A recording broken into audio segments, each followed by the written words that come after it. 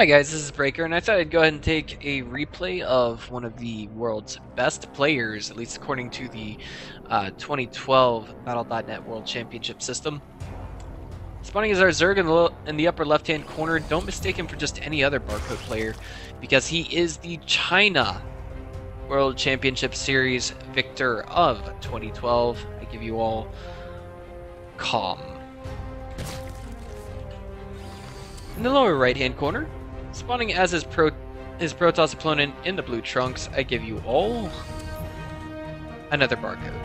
Yes. I'm not sure who this guy is. I have no way of knowing.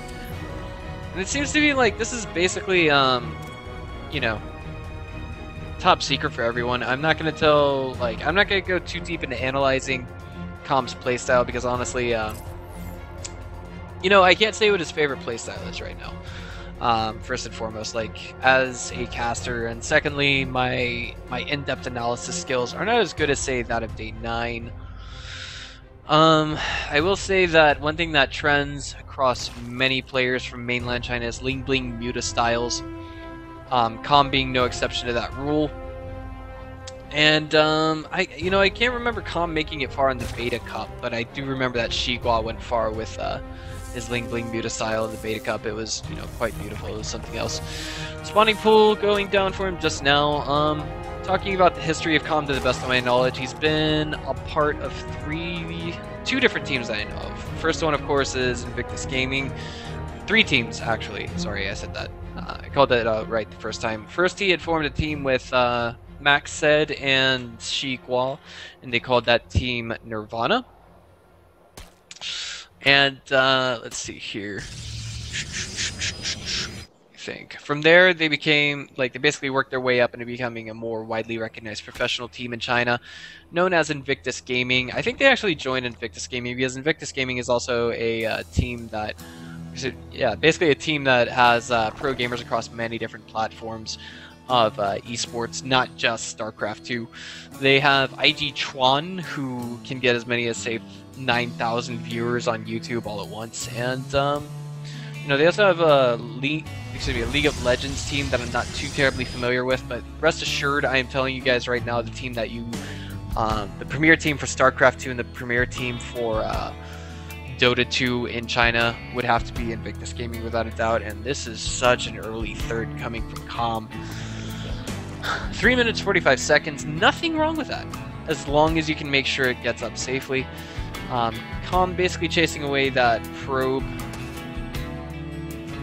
Excellent choice. I don't see quite any loops in his play just yet.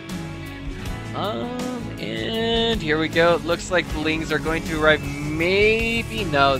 He didn't want to try and risk it because, of course, that's 50 minerals and your scouting ability that's lost once you lose both of your Lings. I think he could have gotten maybe one of those 2 Lings in with half of its health, but you know, in retrospect, I don't think it would have been worth the gamble. Especially considering you can only get maybe 2 probes to get pulled off the line once you do that. And this is actually rather interesting coming from our blue toss. He's trying to get out 1 pair of Lings, but this isn't going to happen. You know, Comm, he's just got excellent control. Let's check that APM right now. Just 183. Okay, not overkill. Not overkill. Both players just entering the macro phase of the game. The third is just about to finish up for Comm in about 5 seconds, which would be 5:25. And the Overlord floating over here is like, oh, you got that many workers? Oh, you just have 31? Well, I just have 26. But soon I will have 48. When you have 48, I will have 70. Sounds like an accurate assessment to me. Oh, but this is actually painfully early gas from our blue toss. You know, if I had to guess where this is going to go, I would say maybe DT opener, maybe even go so far as to say a double Stargate, triple Stargate opener. But let's just wait and see what our blue toss is going to do with that. I know that back in the Wings of Liberty days, if a player wanted to go with a Twilight Council opener, then you would see basically double gas at the natural taken as early as 6 minutes. Another pylon going down for blue toss, but nothing yet in the way of tech ups. He's going for +1 weapon, so this leads, +1 ground attack. So this leads me to believe that we're not going to see a Sky Toss opener. It could very well still be DTs, but we have to see that Twilight Council. Oh no, he's actually turtling up. He's gonna get a lot of sentries. He's gonna need the force fields to go defensive. Basically, that is a painfully early third from a Protoss. 7 minutes in, I never would have imagined. No, I mean, even in platinum level, you could see a 7 minute third Nexus from Protoss on the Korean server. You know, it's very common every way around, but you know, just now we see. Oh, well, this is a Stargate follow up. Okay, I like that. So he did need the gas to throw down his Stargate. I did call that out wrong earlier. Not quite going to be DTs at this stage in the game. That is, you know, it just has the biggest risk. It really does. But if you check how many gateways are here, we actually have one here at the natural about to finish up. No, excuse me. The gateway tech is about to finish up. Warp gate tech, and that's going to leave our Protoss with altogether 4, if you will, gateways to warp in stuff as he pleases. Hallucinated Phoenix coming in here, not quite going to get the best read on what Comm is doing right now. He's just now started layer tech. And so far both players are just going at it macro, and I think, that being said, yeah, Comm is very well aware of the third of his opponent. But does he know about the Stargate? That's what I want to know. Oh, jeez, I hit the B button by accident, guys. Sorry about that. Let's go ahead and... Yeah, sorry, okay. Okay, now we're back at 8:57. I didn't mean to do that, guys. I'm so sorry. Okay, so another Hallucinated Phoenix coming in to check and see just what Comm is up to. And he's going to see that there is layer tech, and there's also a macro hatchery right next to the hatch in the main. That's morphing into a layer.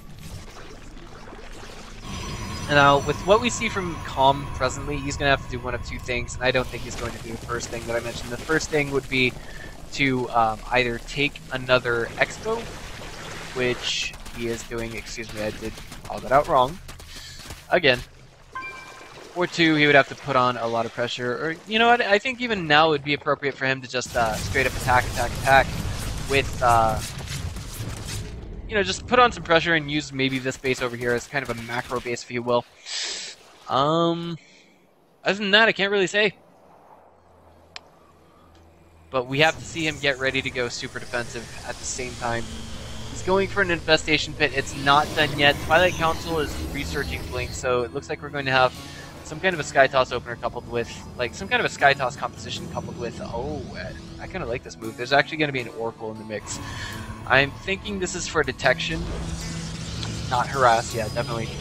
Like, least likely that it'll be used for harass. Lots of force fields going to come from these sentries. The infestation pit is now done for Comm, and he's actually making Hydras right now. This is not good. His opponent is moving out on creep with detection. That's a lot of Lings, and they're going to get a beautiful surround here, forcing a lot of force fields out. But the Zealots are catching up, and the Zealots are the real hard counter to the Lings. It looks like we have Comm concentrating on killing any forward pylons. Maybe trying to do a Ling run by here to buy some time. Oh, he almost put himself in a bad position there. Just imagine if force fields went down here, he'd have no way to get out. That's actually the worst place you could be in as a Zerg player going up against the Protoss with tons of capabilities. Like, this Spine Crawler will fall, but not before taking down at least one sentry, a lot of Hydras, and this is a beautiful surround. Oh no, the Mothership Core got sniped! I've never seen this happen before. The Mothership Core got sniped, and now we actually see all the main forces of our blue Protoss in a lot of trouble. You know, Comm doing something that's been done since the Brute War days. He's getting Brute Spines now, but oh, I'm thinking this could be bad for Comm just a little bit. You know, these Hydras are kind of like, ouch! They're kind of like Marines. You can micro them, but not against this many Stalkers. 1 for 1, they're pretty okay, but right now the number of Hydras we see is not ideal.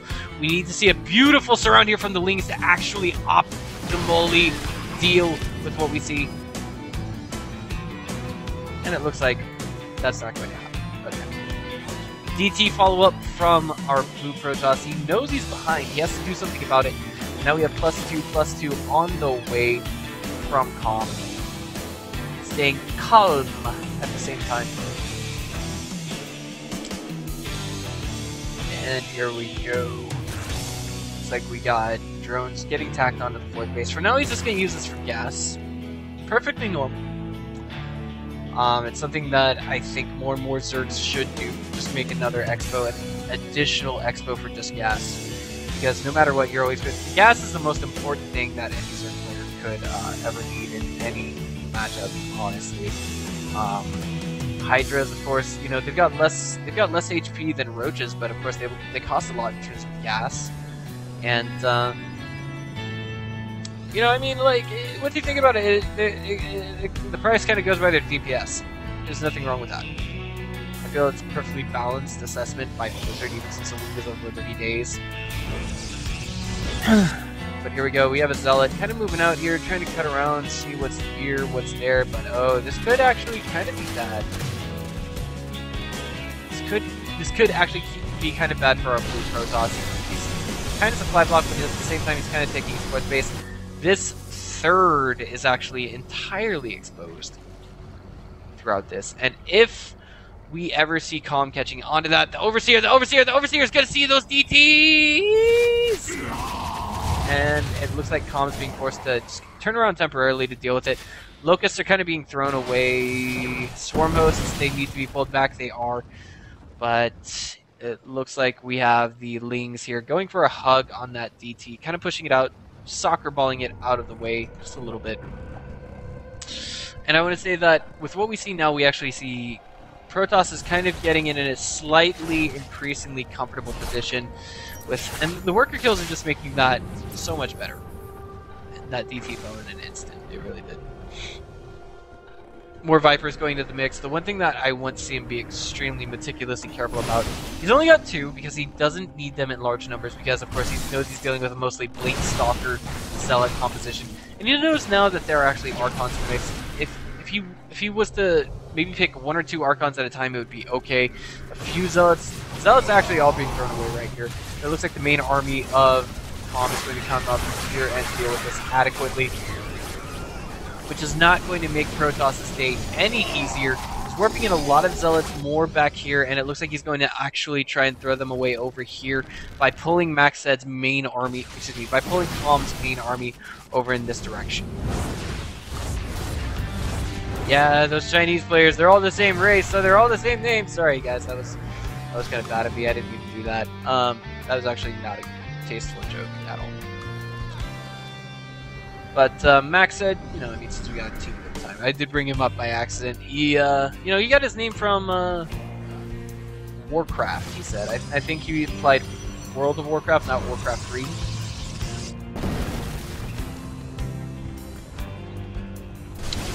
Here we go. Protoss is trying to shield off where he can, and this is where things get increasingly worse for Comm if he doesn't do something quick. He's basically, you know, he's trying to move into this. He's doing a good job so far. He's got +3/+3 on the way, those armed missile attacks.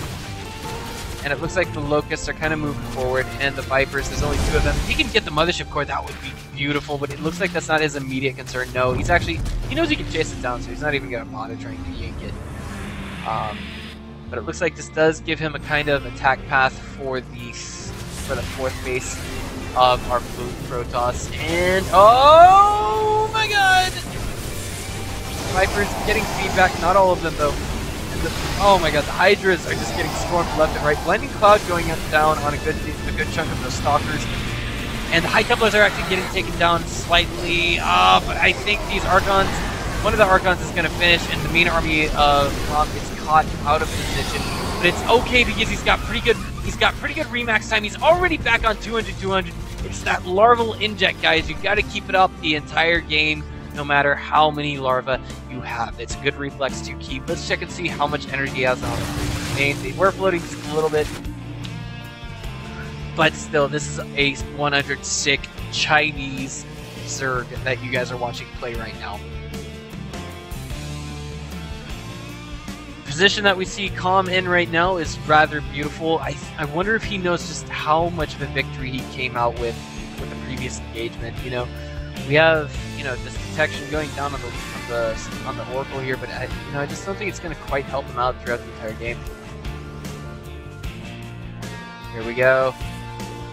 Looks like our Protoss is kind of maybe going to try and A-move a few units in this direction. Yes, he's going to send a good chunk of Zealots that way. You know, if all else fails, just throw Zealots at the problem. Just throw money at the problem. Just throw minerals at the problem, because essentially that's all that Zealots are.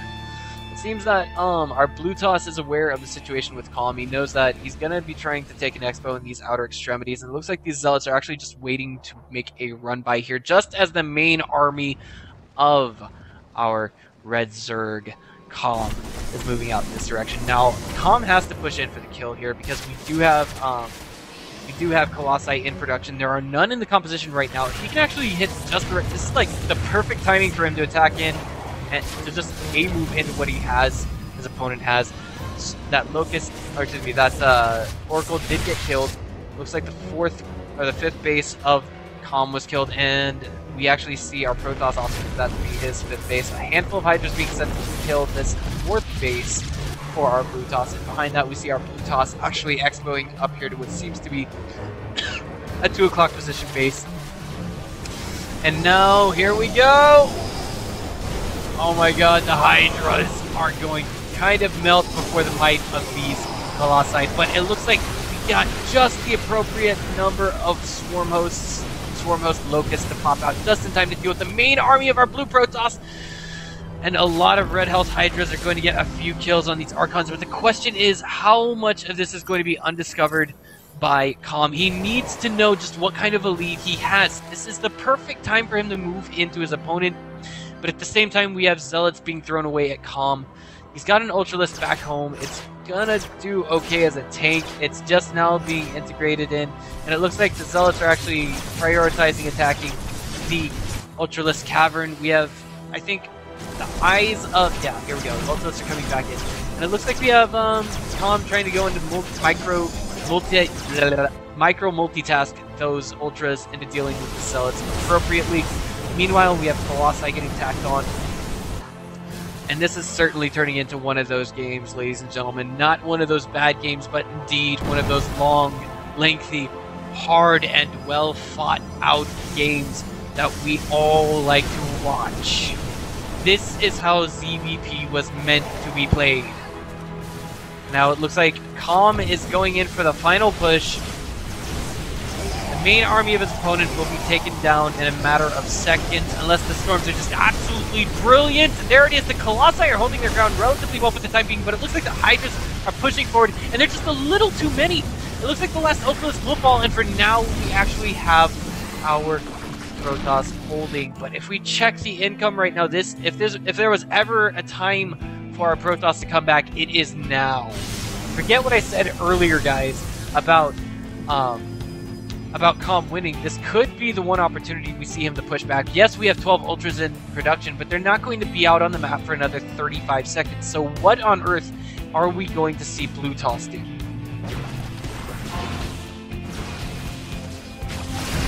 Let's wait and find out. The problem right here is that we have a mineable base that is not mining just yet. How many bases do we have for Protoss for right now? 4, 5?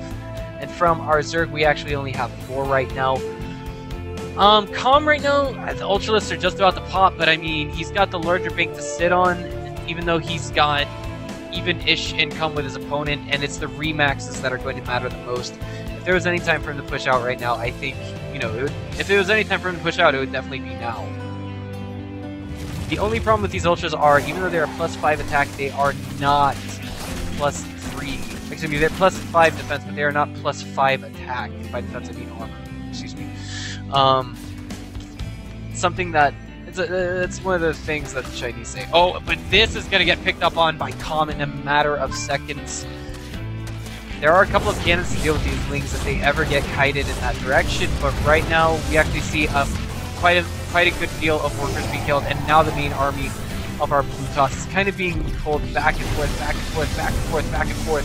And the question is, just how many lings is Comm going to send at this lower expo, this 12 o'clock position expo? Excuse me, that's 6 o'clock position expo. Ultras and Swarm Hosts, I don't quite see anything wrong with this, but here we go. It looks like we have everything moving into the main army of Blue Toss from Comm, and it looks like slowly but surely it will be demolished. The Colossi taking straight up damage from the Ultras. but it looks like they might just barely be able to hold with a soccer balling tank in the form of an Archon. The Locust is pushing in more and more, and the last Colossus will fall inevitably. And there we go. The 2 o'clock position base has just fallen. And the question is, how much longer are we going to see Blue Toss hold on for? He's got 85 supply, 50 Lings in production now for Comm. He's setting them straight at the lower base.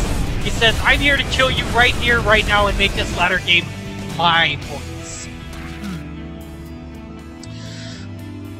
Stormhost kind of moving back just a little bit into a semi-defensive position in case any kind of desperate attacks are made by the Protoss. And this is just one of the few examples where we see a low number base Zerg win against a low number base Zerg against a 6 base Protoss. That was 4 bases. That was at 1.5 bases, 5th one being in construction. This one might have come under construction again, but it looks like the DT dealt with it.